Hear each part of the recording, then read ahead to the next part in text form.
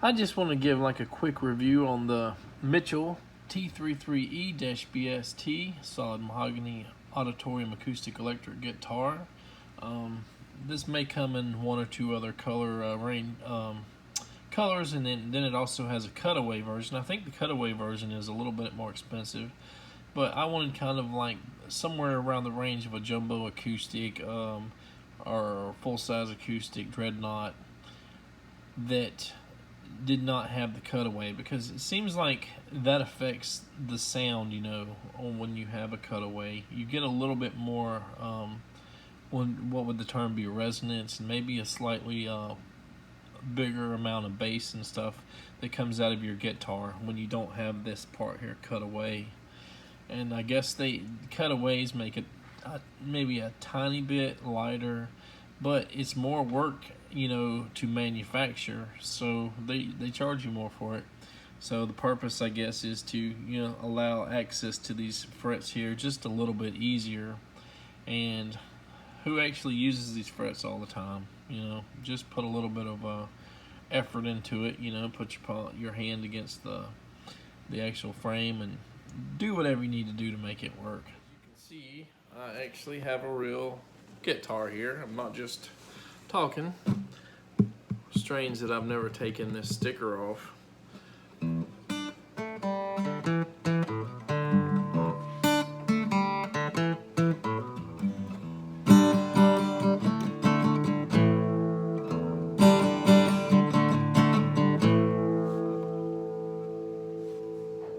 So there are a lot of things to like about this guitar.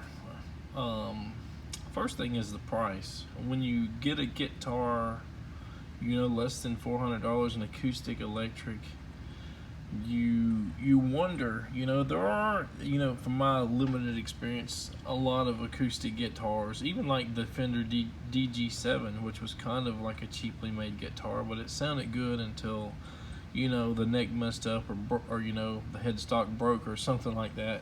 And I've seen a few like that, but I think at one time those were like $140 guitars or something, but they sounded good.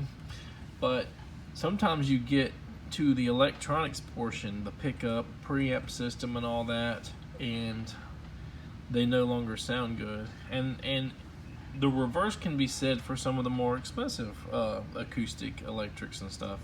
You can get, like I have another I'll probably review one day, that I bought when I was in college, and I paid probably more than I should have for it at a music shop that was huge. Did not have a lot of negotiation. They didn't want to negotiate a lot, whereas you could probably get it cheaper, even at the time, like on a musician's friend catalog or something. And plugged in, especially to like a Roland acoustic amplifier or something, it sounded wonderful. But it was a cutaway. It kind of doesn't have the bassiness and the tone that I like in an acoustic guitar. The actual pickup in this is sometimes they use these pickups in different guitars. The pickup itself is sometimes got bad reviews, sometimes got good reviews. You either like it or you don't, apparently. But I guess the combination preamp that they used here with the pickup makes the actual, once it's plugged in, sound almost exactly like it sounds unplugged. You do not get that very often with acoustic electrics. Sometimes you have to compromise, and the strings that came with it, with this guitar, I don't know what kind of strings they are, I'll have to look them up. They sounded amazing.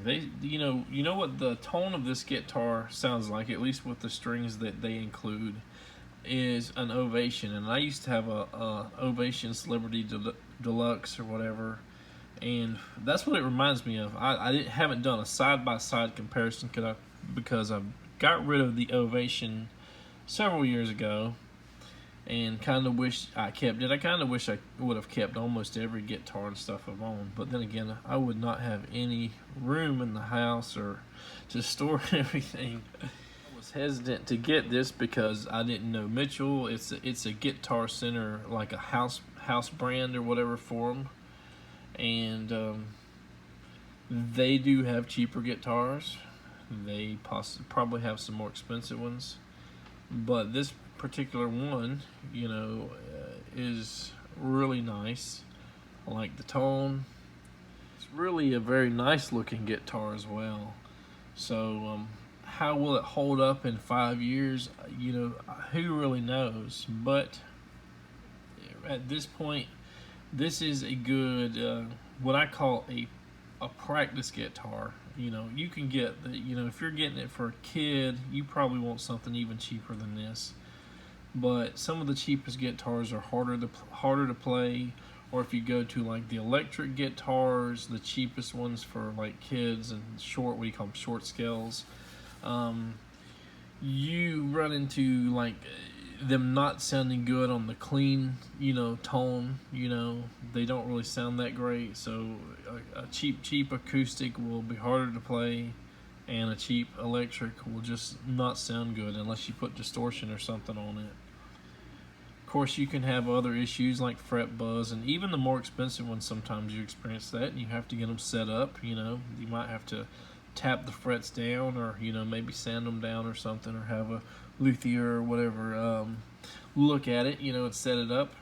And a lot of it depends on your playing style. If you play lightly, you might want the strings a little bit closer to the frets. If you play it, with a lot of, you hit the strings hard, you might want the strings a little bit further away from the frets and stuff like that. So I replaced this, and when I say replaced it, I don't mean I got rid of this one. I replaced it with a Seagull, I think it's an S6, because the Seagulls have a wider, like a neck, fat fingers and long fingers and stuff like that makes certain chords very hard to do on like a standard width, neck width guitar like the Mitchell. I can play most stuff on this one. I can practice it. I love the sound. If I ever record, and get some good recording equipment and record a song, it may be with this instead of the Seagull. But if there are certain frets that it's chords, really hard for me to fret out without muting the strings or getting major string buzz, then this would be it. The Seagull does have a little bit less bassier tone, which I kind of found for a more expensive guitar to be a little off-putting. I like the kind of the Ovation-esque sound, and this guy definitely has, like I said, the kind of like the Ovation sound. I guess this here's the cutaway version here.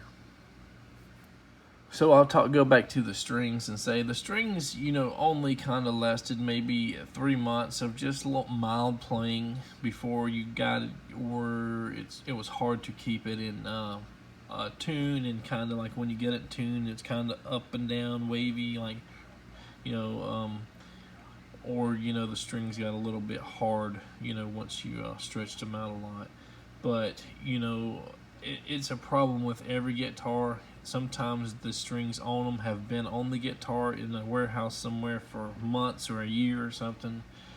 I will definitely be looking for the same exact strings and buy new ones, because I love the tone of it, and I really don't want to change the tone of it. So I would say for the price of this, unless I come back a year from now or 2 years and say, okay, something happened, this thing fell apart, the neck broke, your headstock broke, something, it warped, or something so bad that you couldn't adjust it with the truss rod. As long as that don't happen, I would give this definitely a 4.5, out of 5. I cannot really find any fault with it, other than I got fat fingers and hands, but that's they got other guitars for that. You can do a classical guitar, which has a really, really wide neck. Then again, you may not want, if you're playing, the genre of music you play and the playing style, you may not, that may not suit you, for a classic nylon string guitar. But, so you might have to go with like a Siegel S6 or something. This guy definitely has a built-in tuner. I would say most of the acoustic electrics have one, so it'll tell you right there, and there'll be a little left line and right, like a curved thing saying, well, it's E minor, E major, whatever, so it kind of tells you to go up and down with your tuning. That's about it. I'd say if you're interested in something like this, go to your local guitar center and demo it. If they don't have this one, put the cutaway on it. And I'll just mention that the little brief clip I did, that was just the internal mic from the iPhone, so I don't know how it's going to sound in comparison to real life. Maybe one day we'll demo this thing with proper equipment, plugged in and then mic'd, and do that for a number of things. We really need to up our production value, and it's been a problem with the internal mic here on the iPhones. Sometimes the volume goes up and down, or just stays too low for most people to hear us talking and things. So